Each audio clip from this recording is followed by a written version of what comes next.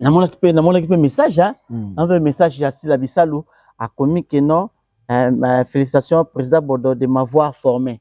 Un rebelle, un ex, et c'est lui qui tue Esika Oyo à Ota. On ne quitte pas dans la joie, mais on ne suit pas Loboko Oyo et Bimissio. Il faut dire la vérité, même quand on dit la Keba Fingayo, à vous la balle, faites ce que vous pouvez faire. Je suis prêt. Josué Gingombe. On a problème. Et le problème pas lesbienne, et le problème pas PD. S'il faut négocier avec le diable, je dois négocier. Opposant nyonso baza ba faux bato. Ba comédie baza ka pembeni ya Bellevue wana. Ikamo lobama ina ngoya mabete mais ikamo boya ma secret. Mais mutu moka fuitango. C'est comme si entre vous, il y a aussi les Jida. Eza yo tika. Ngana yebi yo za yo. Voilà. Tika. Bingo malba yebi yo. On a premier la mère Bellevue mozono nanga. Na joie moi studio na ya mukeka bongo na futaka $20. Ce qui mboule beta. Mai ezokota ebe sabakiti. Na monta $20 ya ndaku et si baté donc lokuta et na kati. Ndako $20 na komi lokwa njili ozwango na quartier. Mais na yoko comprendre c'est comme si petit frère azara na problème kenanga ya on alinga kina yiba. Que le quoi maman il a dit que a ko futa ndako $20 te qui a faute à présenter sobe non. Je trouve une contradiction parce que leader a mis si na maman il est en bas l'émission au début maman il dira que ça les surprise. Ndaka bongo ne représente rien montant à $20 pour ce qui est de loyer. C'est-à-dire ce qui a lobby que a ko futa ndako ya $20 te a finga pina bateau yo azo relation na bango. Et ça ka poser sobete. Na bateau ba relation azu wana baza ba faut ba lela. Ah maman Ida vraiment. Faut que pas bercer les mâles. Faut pas bercer les mâles. Donc faut pas laisser batumabe au continuer na bango. Ngai lelo ni bomoni nga boso beva sali kambo sepesi ngate. Je na lobango na mukongo na été. Mama, if Ipa. Love is crazy, love is funny. Banaya SA, Banaya Afrique du Sud, Shalom. Nazala nouvelle ya malamu ya koyebisa bino ete na kozala na bino à partir du 25 mai na le 26 mai na kati ya Johannesburg. Le 26 mai na koyamba moto moko na moko en privé na ngonga na ye pe na air na ye. Ba délivrance ne kozala en privé. Moto na air na ye na ngonga na ye. Poto kota profondeur ya problème na ye. Pour na le 25 ezali conférence ya batonio surtout bato bakoya le 25 te tokoyamba bango pe le 26 te et sengeli na bino d'abord boya le 25 après le 26 tokoyamba bino en privé pona ba oyo bakoleka délivrance en privé et sengeli na bino bo benga bo enregistrer comme na bino po ba pesa bino ba air na bino la délivrance bo contacter papa Edi Diba. Boya ebele ekozala na Johannesburg bokolo wana ba maladi nyonso tout bozala ngo ekosila ba blocage ekosila ba limitation ekosila ba maladi ekosila dans ozela bino nyonso tout na moto. Nazana sengo mingi ya kozalibusa pour cette épisode na bino je suis l'inconnu en Kiamvu. Mbote na baino subuza kolanda biso de partout. Je dis un grand merci à Luzombala, à Epsakinga Bimiran Kiamvu. Ça fait déjà depuis 2005, depuis 2025, nanu yambi artiste et comédien. Mon côté d'asengi vraiment oyambe langai artiste wana po nebi ki ya lubaka makambo kitoko azaka mayele. Donc vraiment Epsakinga ikombo na ye naza ko bomba ina nupa nebi ki azaka pena mayele puis soko yambi il faut la manière montrée solide pour Azakape na Rizmakas. Il s'agit de Gingombe, président du groupe Sans Stress.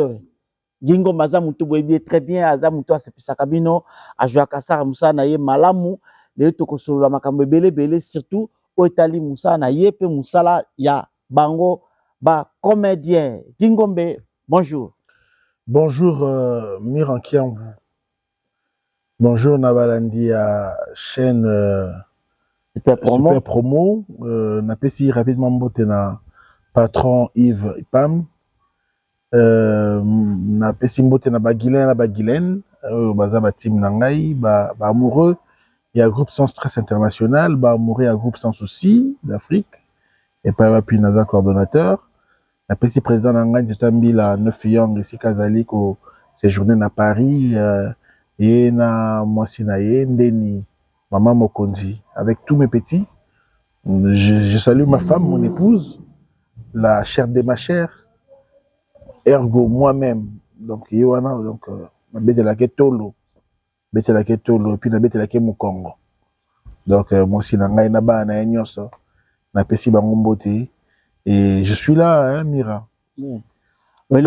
Ça là, Mira. Et puis là, c'est là, nous lova moi, mais moi, t'es comme on a été. Non, mais. Comment t'en sous communauté pour quelle raison? Moi, soit ailleurs ou bende. Ngai, na habité, na salama po na ye, ye pasa ma po nanga, toza makola sapato na biso mibale, lifinu kwa nzungu na biso mibale. Il s'agit bel et bien de l'honorable Madame Ngombe Merdi Lufutu. Voilà. Alinga lo bango boye, na linga lo bango boye. Voilà. Yamusuni.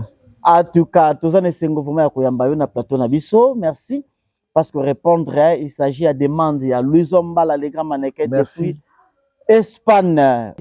Non, merci beaucoup na Luizomba là, ouais, depuis Espagne, les grands mannequins. Ouais. En tout cas, merci. Josué Gingombe, que je suis, le serveur central, le Néamar de la Seine. Non, salut, Makasi, quoi, merci. Voilà, Gingombe, c'est pour une première, hein, na 2025, hein.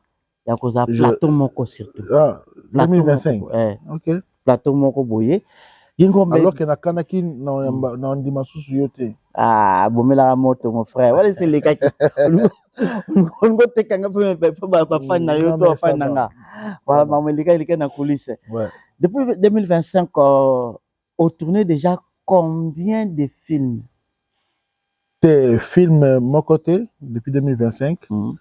Mais ma série télévisée moi mingi. C'est quoi ça va combien? Depuis 2025,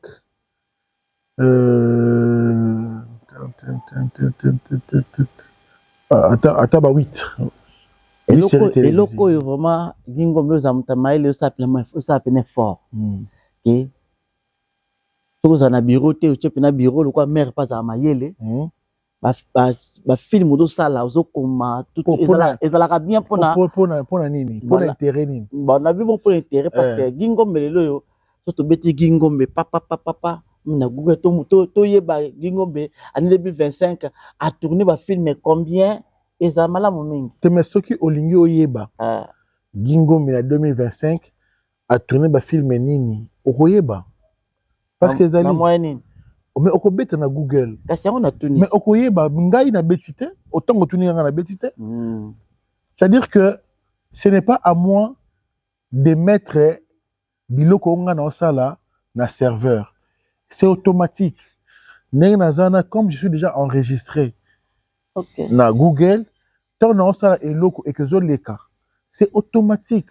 C'est-à-dire ce que beti Gingombe, trop ba mbonga na l'autre fois et puis na prouver après Exact question piège. Na prouver après monsieur na dit mais to sala ngona yo beti mira kia na moni eloko ya mira exact. Mais madame beti Gingombe oyo mona ki mo biloko na ngezali. Non, vous savez Amira. Ah voilà. Mais c'est que je peux retenir dans le lobby que Dieu m'aide pour que travailler en tant que personnage. Ouais. Et créer bureau au Bakolandelanga parce que c'est pas moi qui vais les payer, c'est ma production de Foutabango. Okay. Donc je ne suis pas encore à même, il y a quoi tirer Batou, tout ça, vendre la kanga, tout ça parce que c'est faute de moyens. Moi-même je ne serai pas les payer, mais Dieu fera quelque chose que j'aurai une production prépondérante en termes de lucre, et que ça que quand il y a beaucoup d'entrées, et quand je serai difficile à gérer, donc, d'abord, ça, là, qui est bureau, Vanda, tout se passera à merveille. Tout vient avec le temps. Okay. Et il y a le coup, là, Lelo Moutou, Azala qui politique, alors ça, la politique, naïe, mais tant où, a commis député, et commis Mahamoussous, tant commis ministre, et comme Mahamoussous, mais, Azaka politique. Ozomona, maintenant, naka comédien, je suis encore interprète, ce qui nous a qui n'a commis producteur. Tout d'abord, qui n'a commis Moni, ça sera autre chose. Donc, c'est ça, quoi. Donc, ne t'en fais pas, Mira. Voilà. Mais pour ce qui concerne l'artiste comédien Gingombe, j'ai de quoi me taper la torse.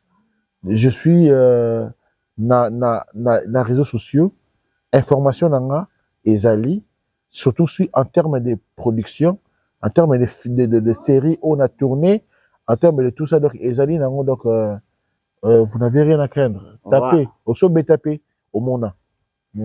Gingombe, depuis l'année 2025, Oyo Tozali, événement nini o abino ba se comédien yo monique et salami déjà pe Oyo yo monique salami bien. En termes d'événements, ouais. Il n'y a qu'un seul. Depuis 2025, c'est le spectacle du 29 mars 2025 à Chaubeuse, avec comme tête d'affiche Madame Bellevue Candy et ses pairs qui ont presté sur scène, je cite, Dacosta Mokina, Gesho Ingangi, Marina Laba, Annie Biasi Biasi,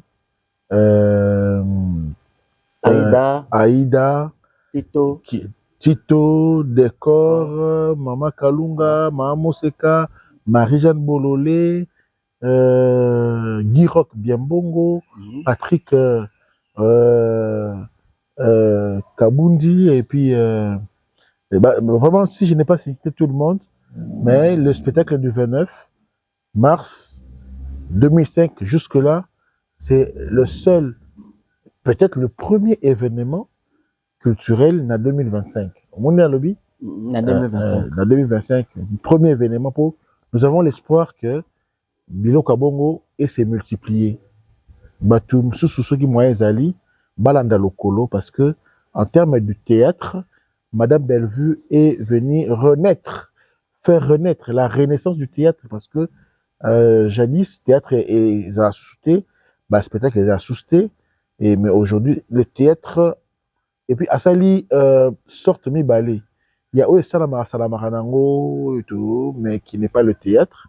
Salamaranango, Boleki, Bosexy, Batou, Bosali, Blomon, Boebo, Lobi, tout ça. Asali Péango, pour à l'Axakaï, Biango P, et puis Asali théâtre proprement dit. Donc l'acteur face au public relate l'histoire, et puis une histoire une histoire révoltante, et puis ça cadre avec la réalité. Il y a Afrique, il y a RDC proprement dit, tu vois. Donc Madame Bellevue, coup de chapeau, et je profite pour dire merci et félicitations Nabaye Oyoba Soutenakaye comme famille Libota. Ouais. Félicitations à ce que vous avez fait. Nous avons été témoins que famille Libota, Boama Kassi, continue avec cette allure. Ngai Nazamoto Nalobaka bien, et si qu'ils a bien, Mabé, et si qu'ils a Mabé. Donc, coup de chapeau. Le seul événement, c'est le spectacle à Moussouni. Il y a 29 mars. C'était le 29 spectacle à mars. Moussouni. Dans le cadre de 7 ans d'existence, il y a Bellevue Télévision. En tout cas, c'était bien passé. C'était vraiment extraordinaire. Là, on a fait un macasse dans Monaki. Bellevue Candy, à forme à balai. Je me suis dit, oui, mais c'était la seule façon. Il y a Bellevue Candy, parce qu'il y a un auteur qui a dit, c'est un écrivain, oui, peut-être c'est un philosophe, Aloba, on ne peut peut-être rien dire, mais le seul geste communique. Bellevue a voulu communiquer, a voulu exprimer sa performance, a voulu communiquer sa ténacité, son dynamisme et l'impact qu'elle a dans le monde culturel, le théâtre et le cinéma. Bellevue a fait montre que les locaux n'a étaté, mais les locaux à apprendre. Il a eu le temps d'apprendre. Et puis elle est capable de ça la balai pas parce que Amina peut balai. Elle a appris l'art dramatique et dans l'art dramatique nous avons la danse, nous avons le théâtre, nous avons le cinéma. Dans l'art dramatique, c'est une danseuse professionnelle, une danseuse intelligente, une danseuse intellectuelle. C'est-à-dire, Tangiango a joué en opéra au Salilango. Donc, a prouvé biso ka Naïna. Ouais. Et puis, œuvre wana ba présenté qui peut le 29 mars wana, ils ont dit travail de fin d'études naïe. A présenté qui et puis a défendu qui pour assister sa classe na premier cycle tout bien grandeur. OK. Yango loko a présenté qui. Voilà. Yango loko bomona ki wana. Voilà. Namona ki pe ba ninga na ya musala ba ki belé namona pensa Caleb namona ki ba tu belé ba za ki wana. C'est Christ la ki nini surtout bino ba ninga na yebo accompagner ni bo ki belé namona prince peser l'ombepe azana kati pona ko accompagner mwana na ye. C'est Christ la ki ni pe ba bié si la ki ba tu soit comment le ko habiller. C'était quoi? Non mais un projet audacieux comme celui-là et puis qui cache l'intellectualisme culturel, il fallait kaka bateau yo balingara culture, bateau yo bayebi culture, baya ya omoni présence ya bateau bayaki na bateau ya libanda ya mboka Mama Delta était là, deux côtés étaient là, et puis Maman Nabiso Amélie était là. Omoni Motoye Manze Mwanzela, Mososote, il était là, la personne de ce frère. La personne, c'est Ezali, en même temps, la reconnaissance, il y a Nzambe, c'est la Ponabiso, en même temps, l'espoir que Motote est Nzambe, avec qu'il est raté, avec qu'il raté, avec qu'il échoué, et puis en même temps, hymne, il y a générique. Hymne à famille Libota. Donc voilà. Donc merci pour votre organisation famille Libota. Vous êtes différents. Vous êtes vraiment différents. Yasika na misunga eyaka toujours na ba solution. Toye pona ko sunga bino. Yo mutoza na ba maladie oyo ba mindele ba ko traiter te na poto. Ovandi na Amérique, ovandi na Afrique, diaspora esika nyo sozali na Europe. Toye na solution. Benga ba médecin na bison en ligne na ba numéro oyo ezali ko apparaître na écran na yo. Benga bango ba consulter yo. Ki sinyo so olingi ba komela yo ba kokomela yo. Par exemple, toza na ba maladie moko ba mindele ba ko traiter te. Toza na ba antibiotique, toza na ngo besoin na banzoto. Benga médecin na bison en ligne. Ce qu'on a ba maladie ou etungisaka des fois ba médecin en famille ba koko komelote peut-être ba JP ba solution na ngote on a mis sunga tozo libino solution obengi ba médecin na bison en ligne ba consulter yo pe ba komelo ba kisi tokotindelo bipa nyonso yo pesa meli diaspora bisika nyonso zali na Amérique na Afrique na Europe tokotindelo ba kisi na ozongo en bonne et due forme misunga eye pona ko sunga bino ngai papa Louis Nyongo Mbangi na belaki pendant longtemps na lokaki solution na ba examen epai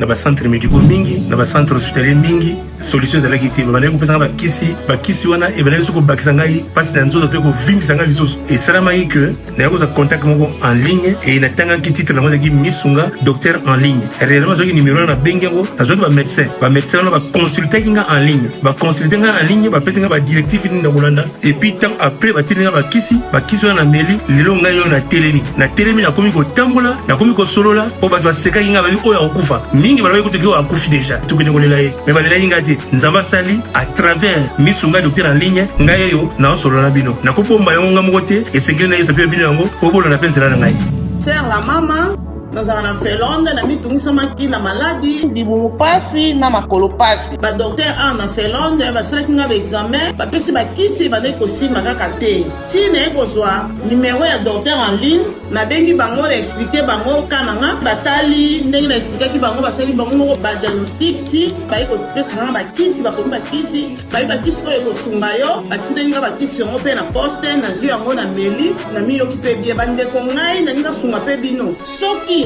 yo kozomona maladi no bazozela yango solution te biso mosusu baafricain bamaladi na biso esengaka te badokter oyo bayebi vraimen culture na biso makambo na biso na banzoto na biso omoi batraite na misunga vraimen ezoleka kitoko lobiko ezali diaspora congolais nyonso na mboka oyo ozali mpona oyo etalisa te na yo contacte misunga docteur aline nde ozwi solution. En tout cas, félicitations à Belvi Kandi, la patrona. En tout cas, spectacle ezalaki kitoko makasi. Eloko na mona ki ya malamu mususu kolekezaki ke à chaque année na ye ya belle production ezalaka toujours du nouveau toujours ezalaka 6 ans ezalaki makamusu 7e année makamusu. En tout cas, je pense que année 2026 dans 8e année, je pense que vous allez peut-être être monsieur Bana Mboka. Bon, moi, je pense pas, mais moi je crois. Voilà. Moi je crois que à quoi innover toujours, c'est une innovatrice. Ouais. Et puis voilà, et puis amoureuse du beau, amoureuse de l'esthétique. Donc Aza a peu prêté. Donc Aza vraiment, donc voilà quoi. Si pour tenga muke, ceux qui n'a pas koloba elo moko. Muninga wala baye bakaye oya bomba seka muninga. Inès qu'il plaît ba deux fois muninga bomba makamala muninga bomba. Oloba.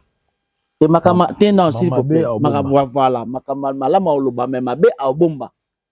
Ba mutara munyoko bimisate. Muninga ako trahir pe muninga na eti. Exactement. Wande muninga. Voilà. Et loko salika pas salike ngala ba na ba recherche nanga na ba caméra na ngai neko kilo mo salinga bien ti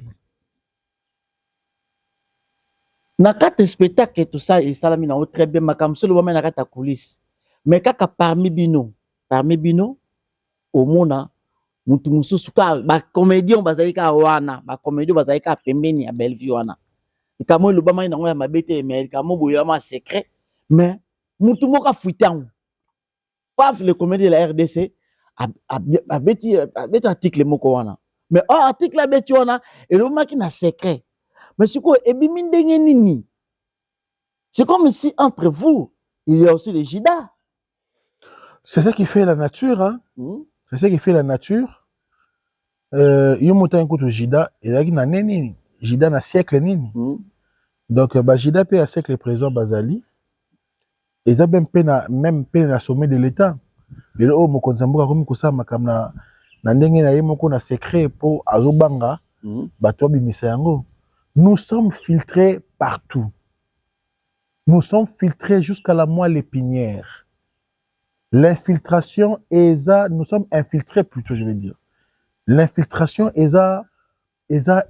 makasi. Nous sommes vraiment infiltrés, donc c'est normal. C'est normal. Mais ils appellent occasion, il y a Kouyeba qui t'entoure. Oui. Qui t'entoure. Et puis, ce que moi je peux dire na maman Bellevue, parce qu'il s'agit naïe. Oui, oui. Que moi conseil n'a pas ça, il faut que pas bercer les mâles. Faut pas bercer les mâles. Donc, il faut pas laisser Batumabe au continuer na bango. Mutamabe azamabe a changé te. Mutamabe azamabe a changé te. Ngai lelo ni bomoni nga boso beva sa likambo sepesi ngate. Je na lobango na mukongo na été. Na ke lukaye na koyebisi ce que vous avez fait maman moi ça m'a pas plu quoi. Moi ça m'a pas plu. Donc voilà et puis ayebi que je suis parmi bato oyoyo so likambo na ebimi na benga kaye soit pour apporter encouragement, soit pour apporter conseil, na ça la kango quoi. Donc moninga malamu babombaka défaut na ye moninga malamu abombaka des fois moninga et alobaka malamu a moninga o il faut koloba ya ba malamu so motu baloba ngote des pères que exposé pays donc voilà quoi donc c'est ça voilà en tout cas conseil leki exemple mabongo bato moninga malamu baye bakaye même s'il y a un problème faut bomba mais au mona muto buzana ye nzoka azali infiltré akolo mabe na yo même muto pesa kolesa ka muto sungaka ça vraiment et ça la bien une personne comme ça elle est pire qu'un poison ouais certainement boza peme na belle vie boza peme na belle vie mais ça techniquement moi makamo andela lobi on ne peut même la belle vie mozono nanga ce n'est pas bon donc nanzia na ye ba famille mususu baza kobika moi makampe ya bien zoya mais ça peut bien tekino ko trahir muninga ko bozana ye menzoka yoza wana ozozwa makamwe po bimisa libana c'est pas bon voilà moi je préfère encore moto yo akabwana na ye afinga ye ke yoza na ye ozolia ye non c'est pas bon c'est pas bon vraiment tout ngai na caméra la ngai tangu na yoki salinga bien te ngazaka na direct OK ngaza ma direct ngaza vrai so na mondi ko mabe na ngoloba eloko na botika faut soutenir mutu belvia kendeli boso non peut-être Ezayo tika ngana yebi yo voilà tika gingo malba yebi yo voilà merci message leki gingo mbe toyiti komona musala bino ba comédien biso tanto bana musala yo ezayeka ba chroniqueur badai ba journaliste badai kolobela bino ba sa promotion na bino mais YouTube tango ye moni lelo da bino pe ba comédien ole bosa musala bino ay boye bosi micro bosi micro ba tusu basango na ba norme ti et puis dans aussi ba micro ba délire comme belé toyiti komona nazolo bango l'élu entre elles se mange jamais mais to moni ndeko na bino ni ba de comme ni balé et comme moi couteau tiré entre leader Amisi na président Ladi Sobé suite ya nini et ça dit que leader Amisi ayambaki Maïda na kate émission wana Maïda lobika futi la kanda pour $20 mais ndako ya $20 wana azana nyongo lobi afuti la kanda pour $20 na njili mais ndako wango azana nyongo et leader Amisi na kate émission bi ça va c'est comme ça ngazo bisa mo na opesa yo na futi là et alors et là ça n'a pas plu et pas ya président Ladi Sobé il pas ça qui réaction na ye amona le col c'est comme si leader Amisi ataki maloba la kati ya munoko ya Maïda afin Maïda lo babiloko nengwana asepela ki na ngote donc comme le quoi couteau tiré yo attend que ozali comédien tango otalaki vidéo wana tango yoki yango analyse ni osala pona yango surtout d'abord Mirankia je devais être vrai il faut na la vrai et moi je ne suis pas là pour diviser je pense que je peux être pour rassembler. Je commence par conseiller les deux personnes, ceux qui bat vraiment en réalité na couteau tiré n'engo lobby. Na conseiller bango basa à table rase. Eza une émission, c'était un entretien. Et puis na un peu na contradiction parce que dans l'anda qui a bien que na c'est ça qui émission té côté ba $20 wana ngana koma kité. Mais naoki ngondé après tout ça. Naoki ngo oui, naoki ngo. Donc moi ce que je peux dire à cause de la contradiction, mais je vais prendre le temps et entendre l'émission en entièreté. Mais en réalité, je trouve une contradiction parce que leader Amisi na mama il temps bah ça l'émission au début, mama il dira que bah ça les surprise. C'est-à-dire que bah ça les surprise bah bimelier. Na habité sur babimé la question dans ndako na été c'est cause espace mon commercial yaye et moi il y a ndako so ndako ya divan ndako munene ndako ya $20 voilà ndako bongo ne représente rien montant à $20 pour ce qui est de loyer donc c'est déjà quelque chose oyo ngai nakomo nango te ke bato ko sala ngo débat ba créer un problème. Les gens qui n'ont surprise, c'est-à-dire, moi je ne peux pas dire qu'il y a surprise parce que n'a habité si effectivement ndako wana eza nani, mais déjà les propos, parce que les propos engagent que mutu wa azoloba makambo wana. Voilà. Nga na musana ngata osaba investigation. Na musana ngezali ya koyoka o mutu alobi. Lokola pe na édition na koma kesika mama $20 te, je peux me limiter d'abord là. Mais oyoka ki. Je peux pas émettre un avis na likama koyoka. Ah OK. Nga na mettra un avis comme on a moni. Na monaki que mama Ida alobi que ça les surprise et puis leader municipal lobby merci na ndengo ya mbibiso bien que tout ça lié surprise, donc c'est dire alors surprise na cadre wana na montant à $20 ya ndaku et si baté donc le kuta est na kati donc le kuta za eko za na kati donc ce qui veut dire qu'il y a l'anguille sous roche. Donc deuxième chose c'est conseil au n'ingina pe ça na président la DSOB eza que a landa makambo wana ti alanda ngote aza ninga zalaka c'est une personne non conflictuelle na toyoka na makambo te aza pe na makambo te aza vieux esika ba vieux bazali aza petit esika ba petit bazali c'est-à-dire lokola caméléon azwaka couleur na esika oyo nyonso ya zali. Donc à côté ba débat wana te ce qui ben émission à sali, je pense que ça suffit andima sous ba émission te na makambo wana parce que de toutes les façons azo pesa nde bateau bazo yambaye ba matière et puis nakanda azo escape à déplacer et que bébé ça peut image oye mais suis makasi bébé si peut internet bébé si un peu couleur naie pour bataille que sobe azali sinon bien azakama comme mutite kanini oyo et que bébé ça image naie. Moi je te dis que mutuna mutu a azali responsable ya gestion à vie naie. Vous comprenez? Ba groupe local na biso tuzaka na wana le groupe local là non vraiment pas les moyens à subvenir na ba besoin ba comédien na bango. Vous comprenez? Non baza na ngote. Moi je ne peux pas dire que le quoi mama ida lobi ke a ko futa ndako $20 te ke a faute président sobe non. Mama ida $20 et à moukier. Et à moukier. Président sobe pour mes alibes s'il vous plaît. Et pas c'est à Kamwa. Oh. Maman il a $20 donc. Donc bah moi c'est comme si nous monté. On a conseil président qu'on a marambouana te. So maman ida a ko futa ndako $20 te c'est que yende a na mes gestion. Yende a ebi koluka ndenge ba gagner à vitesse effectivement parce que moto nyonso soso alia ke loko ki na mongongo na ye. Et ce qui est loko ki na mongongo na yo donc tu peux avoir les moyens yako ni gérer. Donc ça n'a que vraiment que ça ne dérange pas. Atika wat balo ba finga na bango ye. Ozomona. Nga za na groupe sans stress. Je ne sais pas prendre en charge ba comédien nanga. Mais ça ne veut pas dire qu'il n'a ko luka na so mamu tukate. Ozo comprendre? Non.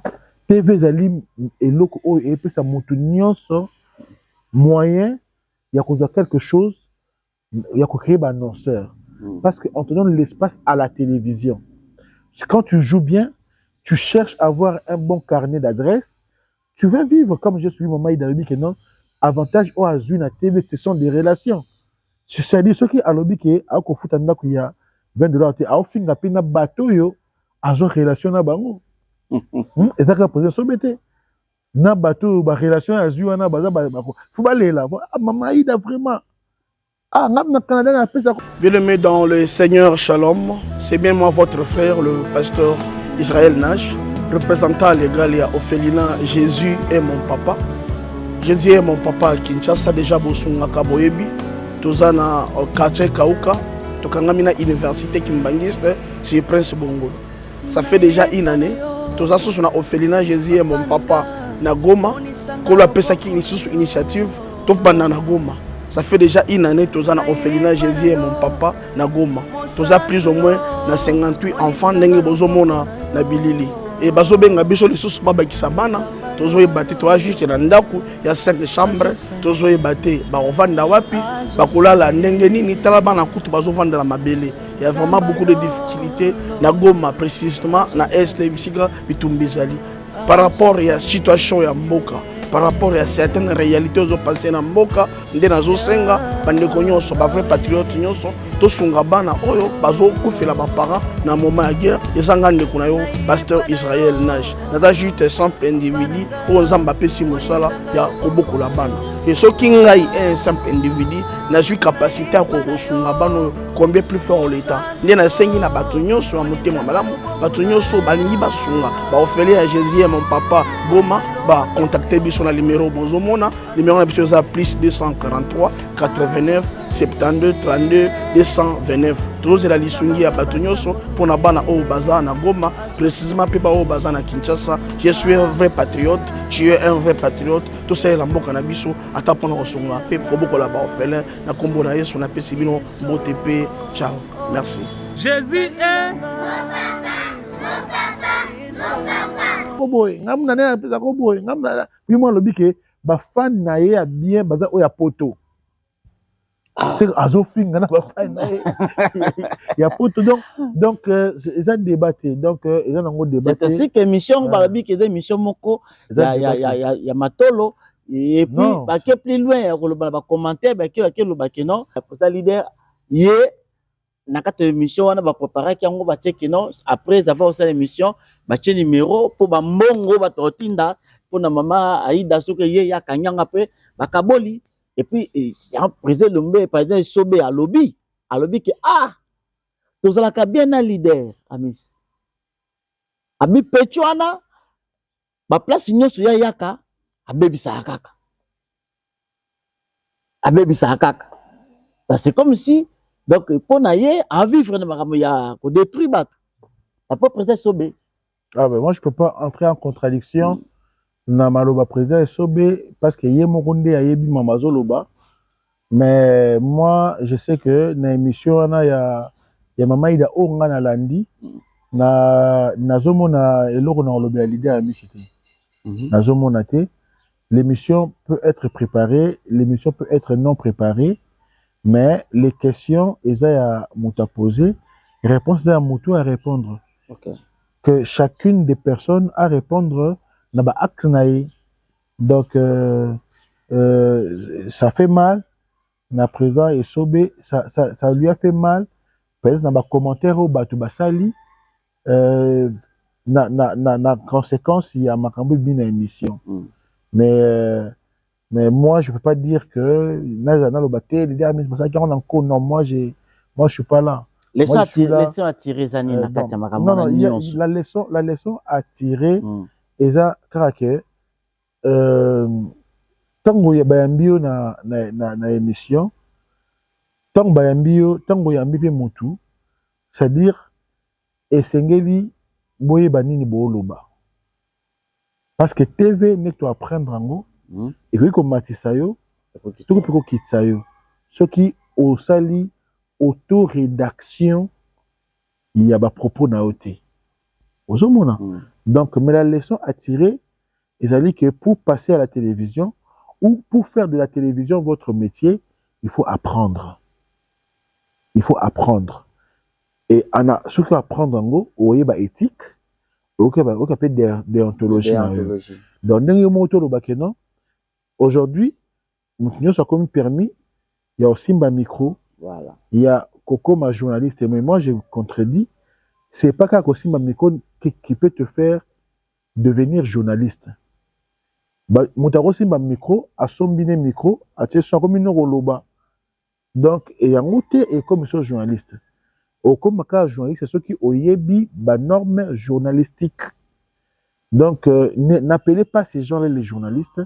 Oyebe sika ko benga batu ba journaliste baza bato yo ba otina ifasik mutoti ifasik to otina upen to otina inikin ou à des sciences de l'information et de la communication c'est lui là que toko benga journaliste mutosali animation culturelle na ina ba ko benga journaliste était azali animateur culturel et puis un animateur culturel n'est pas là pour parler L'animateur culturel est là pour faire parler. L'animateur est celui qui met un sujet ou soit un objet et a suscité un débat autour de cela pour un seul objectif, le changement des mentalités. Donc, ceux qui le font, quand il n'y a pas changement des mentalités, on ne peut pas les appeler animateurs culturels. C'est mieux d'apprendre. C'est mieux d'apprendre ces métiers pour n'accrocher l'ango bien. Moi qui vous parle, je suis un animateur culturel formé na INA. Nga, c'est relier l'utile à l'agréable pour ce qui est cérémonie culturelle. C'est-à-dire, quand les gens sont à une fête, il faut n'amener ma batuna fête. C'est pas mon na fête. Na matanga, pas mon na bana matanga. Na concert, mon bana na concert. Na festival, c'est ça. Où ils arrivent tranche nanga, où il y a intellectualisme en tant qu'animateur culturel. Je suis là pour gérer les artistes. C'est-à-dire, je suis intermédiaire entre l'artiste et son contemplateur. Okay. Donc, je suis manager culturel. Voilà, message donc, journaliste. Voilà, message animateur. Madame animateur. Journaliste. Les ramassis. Voilà. Les tarés. Voilà. Les déformateurs. Voilà, en tout cas, message Leki, Likambuya, président de Sobena, leader à Missi, à droite côté wana, pour me boucher na vert, parce que ils ont qu'une mabeza entre Leki, Nayaya, ils ont bien été, mon ba délire en yangoyo, ba délire en yango, donc entre baninga le comment tu vas nzoko, ils ont bien été pour se trahir, ils ont malamuté. Message Leki, Nabi pour Nabino, l'artiste comédien, Gingombe président. Josué Gingombe. Je suis sûr que vous n'avez pas posé bima. Non, vous n'avez posé bima. Je suis à Komunza Pesanga. Voilà, Josué Gingombe. Voilà, Josué Gingombe. Oui. Voilà. Mobalia, Merdi Lufutu. Merdi Ngombe Lufutu. Voilà. Matondo. Voilà, est-ce que moi, j'ai une signification comme moi? Ah, papa. Merci beaucoup. Parce que merdi, il a aussi merveille de Dieu. Sangan est mis merdi. Lufutu, il a aussi salaire.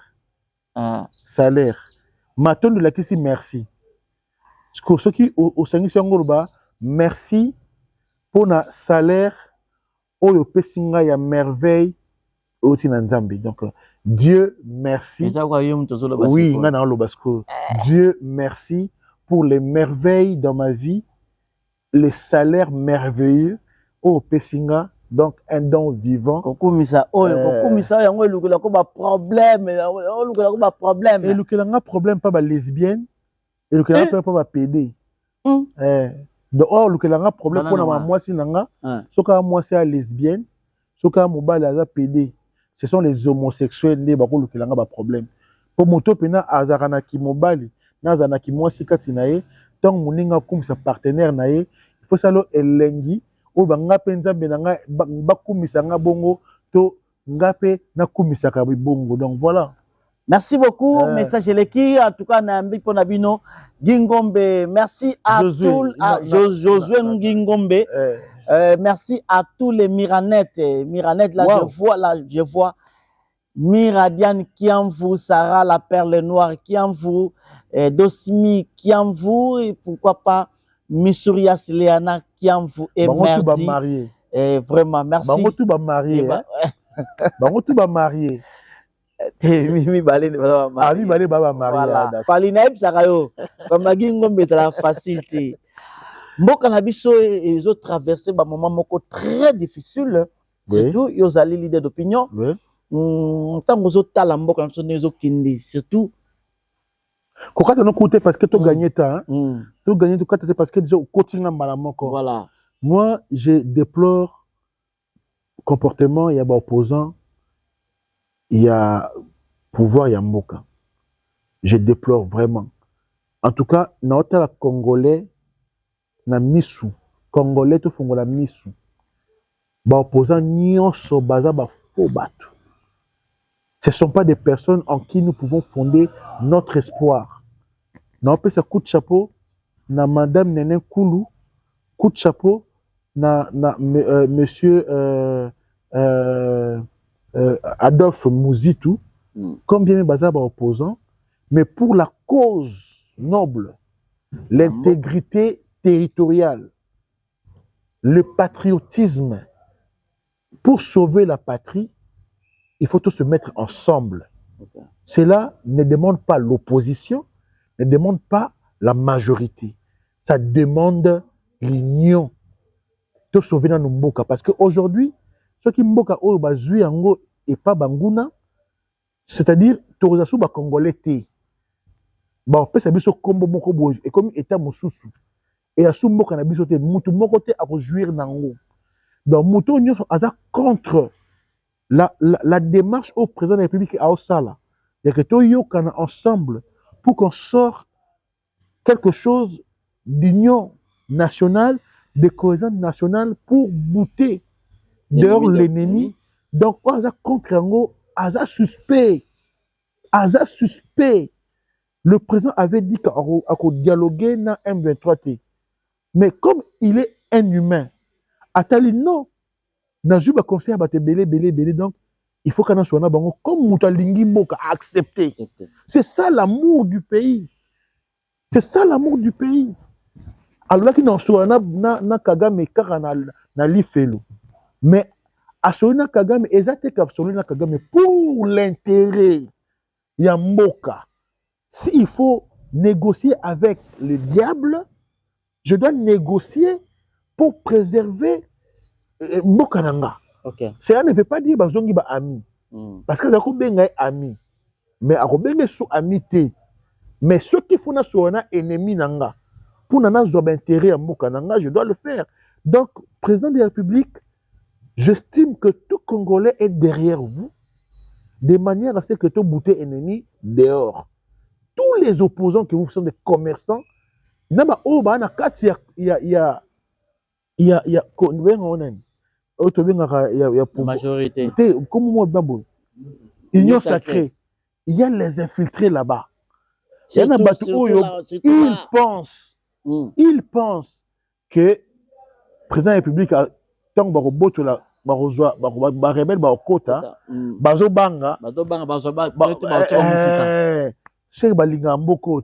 mais je vous dis que le président de la République a aussi sa mandat naïe. Et yo au monde qui osa okosi sa mitumbo na nengozo kanisa. Yakosi ça.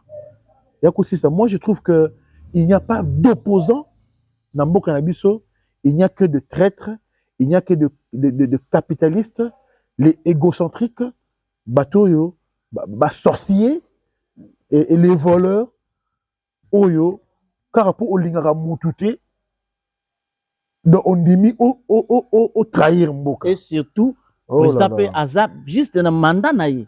Oui. Et puis deuxième chose, comme on a en actualité, il y a bagarre de rapprocher à Madame la Première ministre. Oui. Et là, basali na brigadier wana. Il y a PCR wana. Non, moi je qualifie ça d'un sabotage. C'est-à-dire Batouana bazaba infiltré na kata garde il y a Premier ministre. Ba infiltré. Balingi ba salir image à Premier ministre, ba salir image à gouvernement. Parce que sur tali on ndenge de kaki Cortez aki na sens unique. Tant boye na sens unique, il est de pouvoir, il y a régulateur, il y a nzela, abongisa poboleka. Il peut aussi vous dire attendez. Vous pouvez pas vous écouter les melettes. Et puis c'est tout. Et puis bon les cas qui n'a bien déjà. Boleki boleki après 10 minutes bozongi. Et si vous dites que traitement pour ça qui on pour maîtriser mon tout parce que qui difficile à appréhender. Vous c'est-à-dire vous dites que vous n'êtes pas formé parce que maîtriser quelqu'un c'est pas comme ça. Ça c'est agresser. Et puis plus de 10 personnes par bête d'une manière là vraiment. Et puis la tenue il y a moto tenue, il y a des policiers, tout tenue, il y a des militaires. Et ça sacré. Vous-même, vous mettez à déchirer. Non, ces gars-là, comme la Première ministre avait dit, il faut passer à la banquette et que les récalcitrants, ils ont puni dans l'acte naïe au Assad. Et pour moi, le col là-bas, qui mesure, il y a peine de mort. baza bato faut ba bo bango pena na miso bato. Mais problème on a 3 volets parce que bango baleki baye kozonga baza dirigé par un major. Mais c'est major. Est-ce que major on tatinda ki bango? Mais non, mais major d'abord bango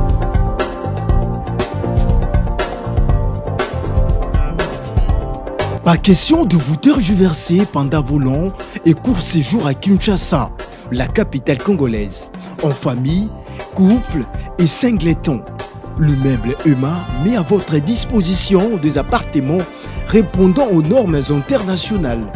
Composés chacun d'un salon VIP, de chambres à coucher, salle à manger et salle de bain, ainsi que de cuisine, tout équipé.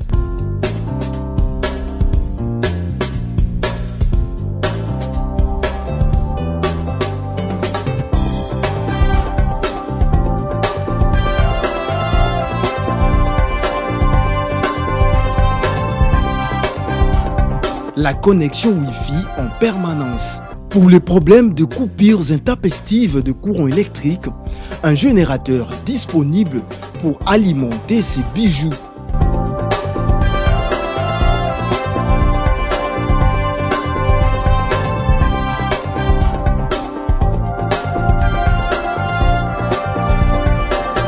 Notre adresse, avenue Balinga, numéro 9, Yolocide, commune de Kalamou.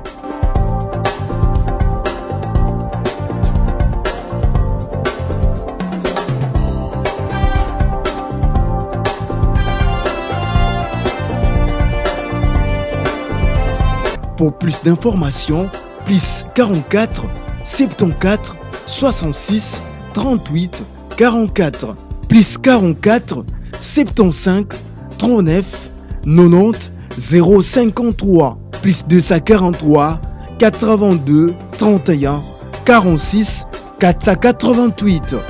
Chez Emma, c'est les conforts. Exécutant. En réalité, bakoyo pesa bango pe etumbu bavandi na prison, mais major faut pas bomaye. Et major ne faut pas bomber pena ba bomber pena peine de mort. Et pas kufa qui se place té. Ba kene na auditorat. Mais l'auditorat c'est qu'on ba beta ki li sous-souté. Là je sais pas. Voilà ce que mais déjà coup oyo azwaki na kobeta wana lokola oleba memaye na hôpital, ba memie na auditorat, la personne peut mourir. La personne peut mourir. Je ne pense pas qu'un auditeur va mais tout le monde a rappelé de l'Imakambo. De l'Imakambo, Pepe, Nicolo, il y a Sodan Aye, il y a qui n'est que m'appelle Moutou. À la prison. Mais il a bénéficié qui parce que on a peine de mort. Non, bah, il était arrêté. Non, on mais même on appelle le lot, par le Premier ministre, c'est ça aussi. Premier ministre, arrêtez le Premier ministre. Arrêtez Madame Premier ministre. Non, s'il vous plaît. Non. Exemple va procéder. Non. Madame Premier ministre peut répondre à ce qui est effet civil. Ouais. C'est-à-dire, il faut la charge, il y a kokunda mutuana, il y a indemniser famille wana, donc on a des exigences civiles. Mais sur le plan pénal, on ne peut qu'arrêter mutoyo aza na charge wana parce que Madame Premier ministre ba mona kitanga zonga kité. Il y a les cas qui accueillent et puis bango basali tous les sonos maman a comme est-ce que to zonga to ça auto ça là pour na kanda moko ezangatina. C'est-à-dire que congolais kozazo baté. L'infraction est individuelle.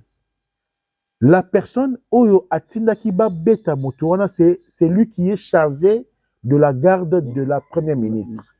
Donc c'est à la cette personne c'est la motorana il faut qu'on s'apprendre. Faut pas concéder na ba jeu ya ba ndoki ya ba chroniqueur ba journaliste à lokuta o balingaka gouvernement te ba profiter dans brèche ba créer ba problème. La première ministre n'a pas de problème mais tout son problème c'est de régler l'affaire là sur le plan civil, réparer sur le plan civil. Comme tout ça Koufi. Tout ça Koufi a Kundaye un responsable atiki bana na ye aki musala voilà aki asa musala na bravoure nyonso mais bino boye kaka ba policier non formé parce que ceux qui policiers sont formés à cause ça makambo na te boko ko beta tina niveau wana te tina niveau wana te c'est des ailes ça c'est bazo bomba biso na est bazo bomba biso kuna Non, mais policier na batu mususu tesif pe bana est ah suna kishasa bozo masubiso bozo masubiso c'est pas normal hein c'est pas normal. D'accord. C'est vraiment oyo bato bazo mériter pena même peine de mort. Vraiment. Ils ala raté makambo basali. Peine de mort. Bon en tout cas pepe kongo fungola misu mboka oyo ezali biso. Ezali meurtre et vraiment banditisme et il y a Koulouna en uniforme policière. Voilà. Ça dit, il faut comprendre que les policiers sont de Koulouna. Il y a un moment où protéger Koulouna. Un exemple. Sotali avenue Elengesa. Makala, Selembao. Tant que Ezaki sécurisé dans la police, Koulouna est aussi laté. Il y a aussi laté. Mais tant que les FRD sont de Koulouna, c'est que les Koulouna sont des policiers. Ah, monsieur le moins bien. Il faut total moins bien.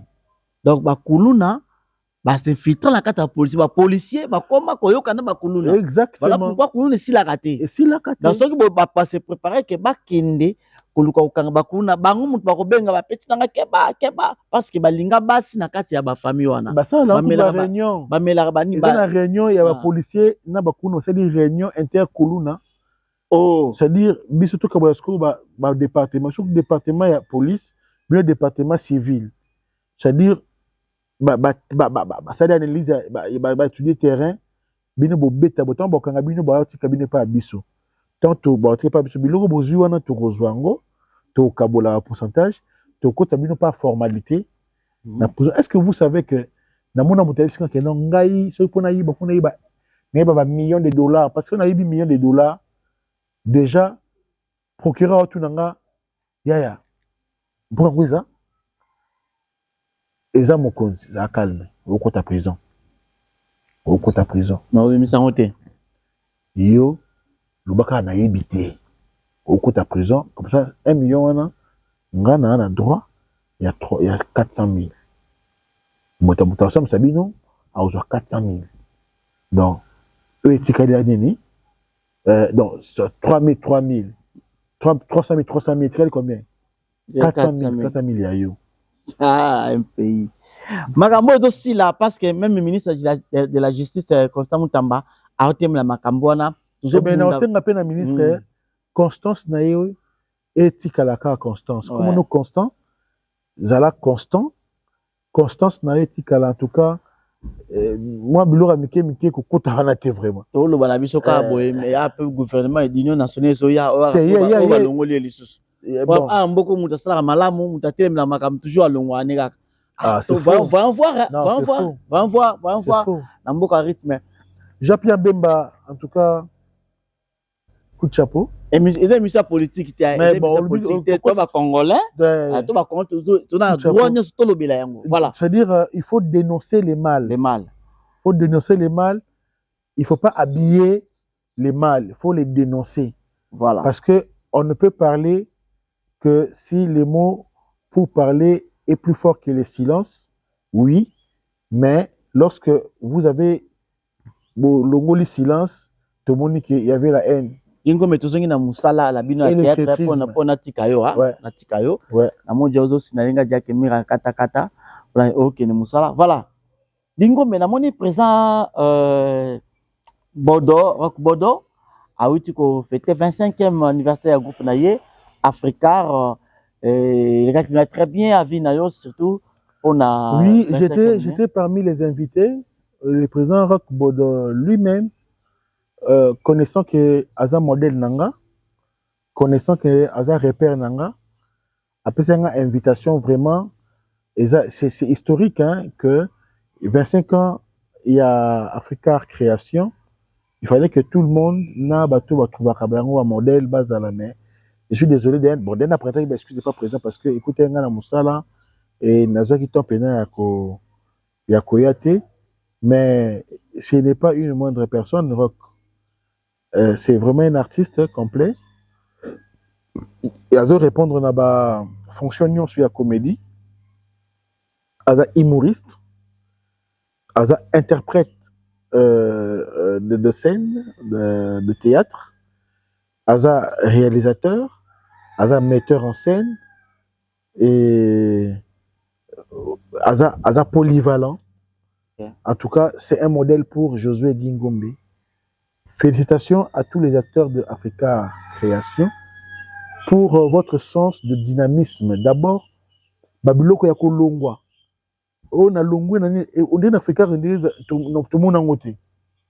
Tout le monde en côté. Mais alors que batwa longwa rapé. Du coup on a gagné ba.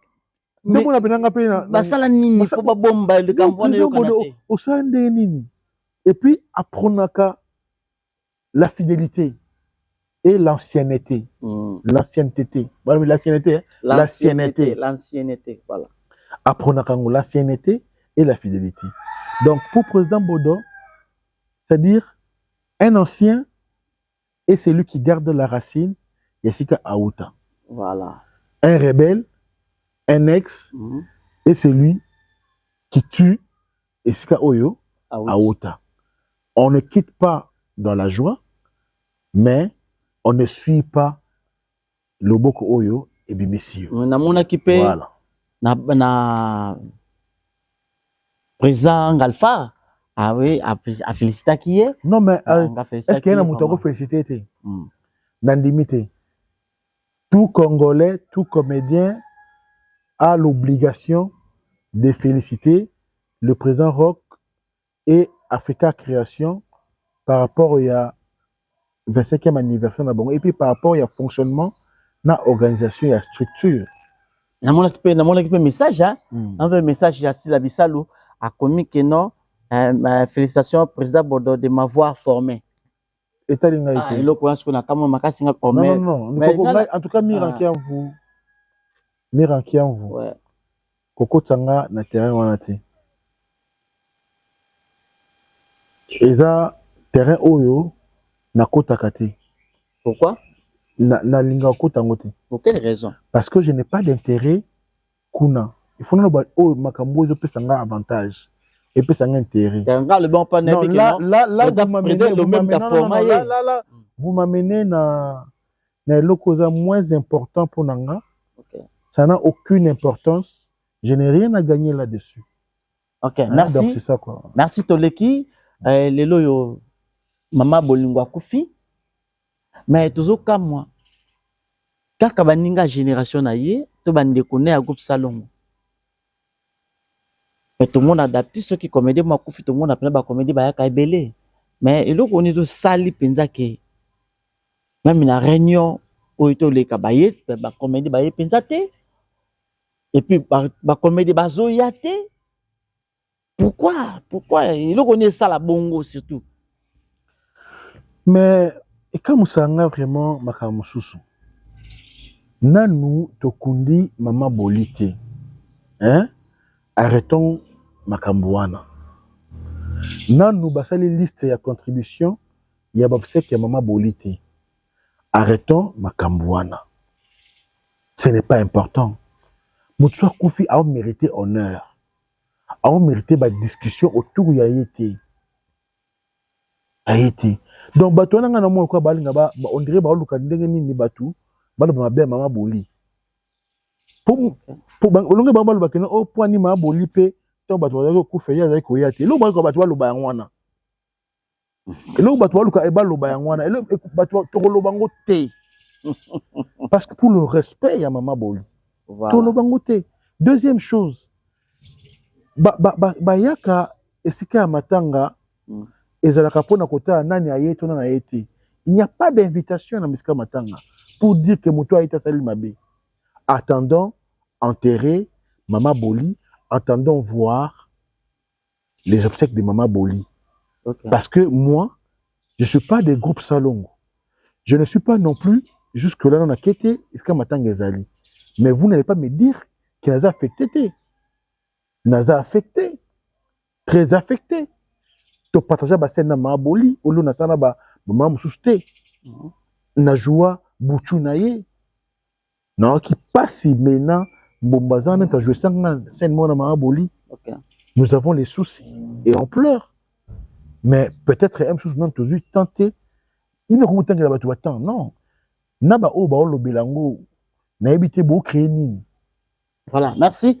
Donc, comme il y a émission d'Abisso, qu'est-ce que les gens peuvent retenir à traiter d'Abisso surtout? Ce que les gens peuvent retenir, que je suis toujours comédien jusque-là, dans le Mwangote et dans Salango Kaka. Je ne changerai pas ma personnalité. Tout ce que je dis, moi, je sais que pour se faire les ennemis, et c'est le cas au déclarer guerre. Il suffit seulement de dire ce que tu penses. Au monake, ben ennemi bakoya. Et la vérité, pour la dire, et c'est ngate aux elaka batba kumisayo. Il faut dire la vérité, même quand aux elaka ba fingayo. À vous la balle. Faites ce que vous pouvez faire. Je suis prêt. Josué Gingombe. Coup de chapeau à ma belle-mère, maman Suzanne Kikela Masuka, ministre de l'Éducation.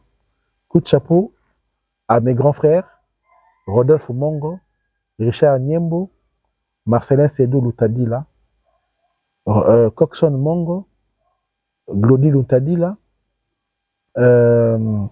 voilà, Maman Michou, Maman Nika, Maman Ariane, Ya Junior Lufutu, la dynastie de Lufutu, on appelle ça maintenant. Mon père, pasteur Xavier Moussaou, mon père, les dons que mon père biologique a laissés, na Assemblée des ambassadeurs de Jésus-Christ, na ministère des ambassadeurs de Jésus-Christ, dont Oyo, pasteur Marcel Batante P. à son âme, Atikelabi Souzali, pasteur Xavier Moussaou, Anselme, papa, na molonga ne, maman nene, Moussaou, na bananaï, mon petit frère, mes petits frères, en l'occurrence Billy, Béni, Joseph, ou Béni Chabatante. Donc voilà, Naba Nanganyoso. Et je termine encore pour réitérer ma fidélité, mon amour, ma protection à toi, la mère de tous mes enfants.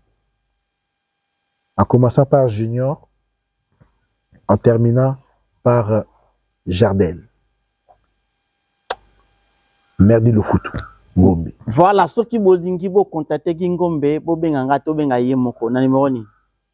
Ceux qui veulent contacter Ngai, Bobenganga Binongate. Boki na page nanga, Ngombe Chanel, tout y est. Page nanga Facebook, Ngombe Chanel. To, na compte nanga TikTok, Josué Guy Ngombe de Merdi Lufutu. Soit, voilà quoi. Les hommes les grands mannequins, je lui ai tout dit. Merci. Et Luzomba, les grands mannequins, j'ai tout répondu. Naba Bilokoyo, Obaki Atunanga. Abetine Sakasaka et Sikozali depuis France, Bambo Tebele, pourquoi pas. Madame Kianvou. Moi, c'est États-Unis à Mouningana. Madame Kianvou. Basigno soba mininga na ote. Basigno soba baninga na ote. Quand tu as polémique, ça m'a monté pardon. En tout cas, on a qui n'a prise de vie et c'est là qui vont Fali Matoko, les grands réalisateurs. Merci beaucoup à la Donglish depuis Irlande. Merci beaucoup à Fali Matoko, à Jean Tanfoumou Jibé et si vous allez Willy Tanfoumou Mambote Ebele. Mes condoléances à président Jean Bedel Piana qui vient de perdre moi nanae Océane. Mes condoléances na clan Wenge Mobimba. En tout cas, plein de soutien quoi, voilà. Merci, d'ici là portez-vous bien. Merci. Bye. Maison Awatoza chez Maman Nicole Malonga. Yaka. Esa na poto ne yebite. Yaka tokisina metro château Mbutia. Daka yau. Oka yau awa. Ah, vous avez un kimbondo. Oh là là là là. À Paris. J'ai la noyé bas. Ça comme on a d'abord à chaque chose une métro. Ils sont mécaniques, ils sont tellement de la mine. Tanga. awa toza awa nini awa toza awa yaka soni na place tokoti aza mwana mboka mama Nicole Malonga. Vous êtes devant Nicole Malonga awa toza, c'est-à-dire awa toza na magasin awa toza oboyokaka partout dans le monde. Nicole Malonga awa toza, maman awa toza devant vous. Toza na Château Rouge sur la rue Custine numéro 3. Awa naza na produit spécial, ba produit oyo elongolaka attache tozolobela makambo matampo ba mama ba bébé belé ba mama bazotambolaka na ba poudre na ba fond de teint. Nicole Malonga awa toza awa na Château Rouge na ye mpona kolongola matampo ba mama banduka ba mama oyo baza na besoin osala taille mpona kokitisa mabunu ba mama oyo baza na besoin ya kosala baforme kalingi azala na tolo monene alingi azala na nsima monene baanche monene mipende monene. Mama Nicole Malonga awa toza nde kaka boyebi depuis 2007 nateka baproduit ya kogrossir bafait sein mollet hanche non yozomona te oyo eloko moto eloko evanisaka mabala eza mpona mibali ça grandit dimension olingi soko mona ekokikoti wana sino ekopasuka nakotela nakobongisa ezotraite telema vraiment nga mona aza victime na meki yango oyo bazobenga ye na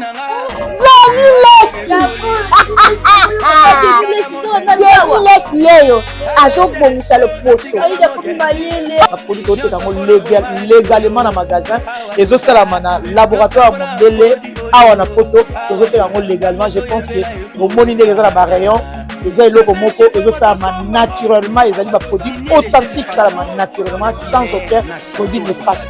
Voilà. Nicole Malonga akosa bino te ye moto abanda makambo ngo kala awa toza oya te nango Nicole Malonga